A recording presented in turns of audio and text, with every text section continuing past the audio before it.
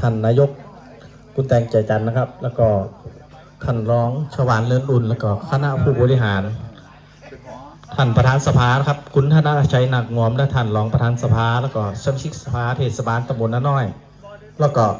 ปีน้องๆของผู้อำนวยการของทุกท่านนะครับแล้วก็พนักงานข้าราชการของเทศบาลทุกท่านนะครับวันนี้ก็เอามาแสดงความดีใจครับท่านรองปลัดจงกลนะครับซึ่งเพิ่นจะได้ไปรับตำแหน่ง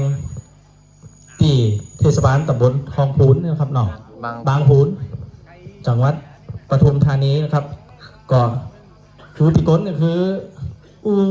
ง่ายๆก็คือปีอ้ายนะครับเนาะเลือดสีน้ำเงินเหมือนกันนะครับตลอดระยะเวลาที่ผมกับปีก้นนะครับเนาะฮู้จักกันมาก็คือท่านดำรงตำแหน่งผู้อำนวยการกองครับที่อบตนะครับแล้วก็ท่านได้ไปรับตำแหน่งรองปลัดที่จังหวัดพะเยานะครับก็คือมาทำงานร่วมกันครับตลอดระยะเวลา10 กว่าปีนะครับเนาะ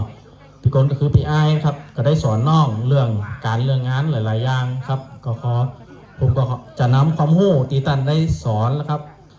จะนำมาพัฒนานะครับเนาะเทศบาลตำบลน้าน้อยให้เจริญยิ่งขึ้นไปแล้วก็สุดท้ายนี่ก็ขอให้พี่อ้ายประสบผลสำเร็จกับตีทำงานแห่งใหม่ครับขอบคุณครับ